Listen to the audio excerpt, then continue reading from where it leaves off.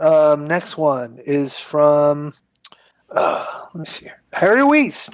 Oh, very Vegas' own Harry Weiss. nice. Subject is AEW Dark. Hi, K-Dog, DI, and JoJo. Harry from Las Vegas here. Hope this email finds you well. I enjoy watching AEW Diamond every Wednesday, but I struggle to get through AEW Dark on Tuesdays. For example, this week they have 8 matches with a total of 12 AEW contracted wrestlers, 3 tag teams, 1 valet, and 5 singles wrestlers, and 9 non-AEW wrestlers. The only one I know is former LAX member Diamante. Oh, he's in there? She. She, I mean. It's kind of obvious they're having the show just to have some of their talent in action when they're flying them to Jacksonville, not using them on Dynamite. But does it hurt their reputation having AEW wrestlers go 10 to 12 minutes against non-AEW talent most people have never heard of? Thanks and keep up the good work. I'm not, we discussed it as part of our roundtable discussion last night. We brought up some of those things in AEW too, and this is a problem that they have.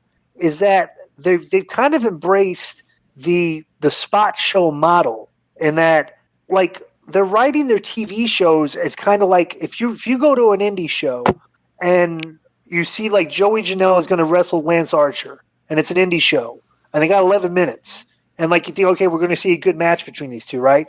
But the problem is that they're putting Joey Janela against Lance Archer on their show on TV, and they're giving them the same time you just give to an indie show that's not on TV. And the psychology's all ruined because Joey Janela is lasting 11 minutes with the guys who beat him in 3.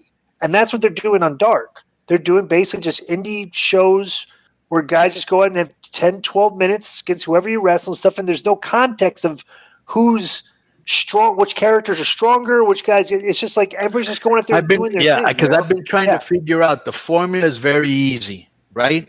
And it's almost like they took the formula and they modernized it for their, and hear me out. And it's almost like in their mind is like, okay, we don't want to use talent and then, make them look bad or bury them or job them out because we used to be indie guys and we knew how that felt like. You know what I'm saying? Right. But at the same time, you're not an indie guy anymore. And that's the only way you're going to get over. Like LAX, I remember I saw a match and the only reason I knew it is because Seth Rollins actually told me. He was like, yeah, I once wrestled LAX. And I was like, okay, I don't remember that. So I went and I looked at it. And they did. And they just threw him around and they beat him and his partner. We wouldn't have gotten over if LAX couldn't beat whatever Seth Rollins' name was back there. And whoever his partner was, who I don't even know who it was to this day, Right. And if all those guys were competitive with us, we wouldn't have been nobody. We had to beat these guys that nobody knew who they were, right?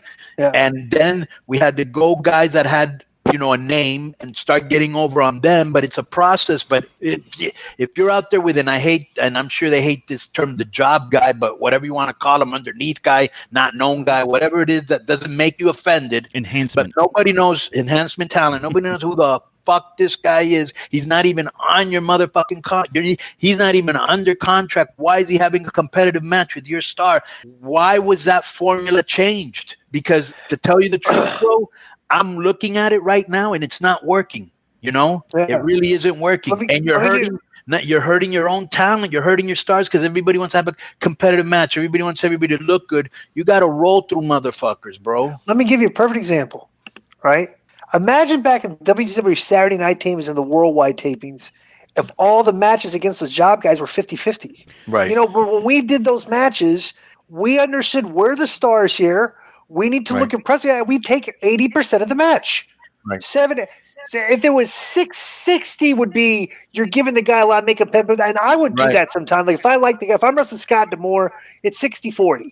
It's like because he's my buddy. I think you should have left. But I'm saying, like my character, I'm probably Nitro. I was probably 30% of the time. Saturday night, I won like 99% of the time. And I was always working wrestling guys. But the great thing about Saturday Night Nitro, because Jimmy Hart used to run that, okay? Right? And he was really smart, and he was like, I know Disco has a lot of personality. Let him go out there, get his personality over, get his finish over, get himself over. Conan, the guys that he used, he knew what was up. Right. And by the time you went to Nitro, you'd been beating people on Saturday night. You know what I'm saying? Right. And so, can you imagine if the Steiners would have gone on there against any jobbers, enhancement talent back then, and these guys were in there in a 10-minute match, and they gave them 50% of that, how would the Steiners have ever gotten over? Not even that. This is how this is what would happen in today's wrestling with the Steiners. Okay, the Steiners would destroy you. They'd give you 9 moves, and then they'd cover you and win. Right. They didn't give you 9 moves and covering you. You're kicking out 9 times. You know, it's like that's how they were. You know, it's like imagine if back in the day the Road Warriors were like that. Yeah, I mean, it's like. And let me tell you another thing about the Steiners. Another funny fact. Right. If you were gonna get anything in on them, make sure you get it in early. Okay, if you didn't get it in, they're getting their shit in for sure. You're not getting it. Yeah, it's like and they would watch their matches. They would kill guys. 5-6 moves. That's how they got over. And the ones that finish and they cover the guy. But it's not like.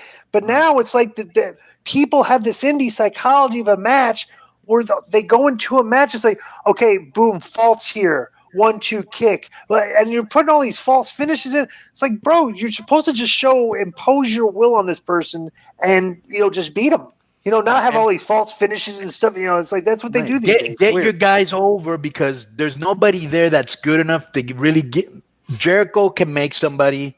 Cody has right now the way he's going. He could make somebody. Maybe nobody really Moxley. Nobody really has a name to really be making people. So make the other guys stronger.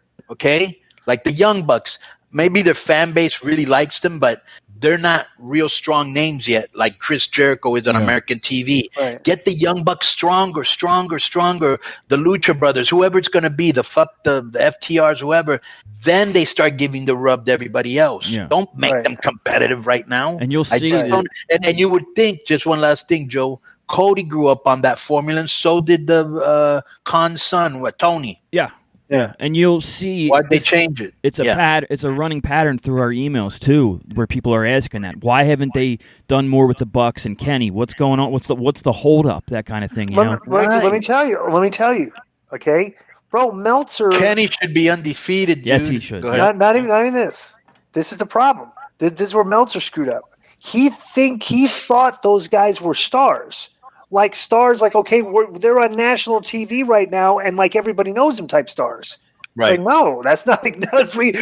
You are introducing these guys to national TV and TNT.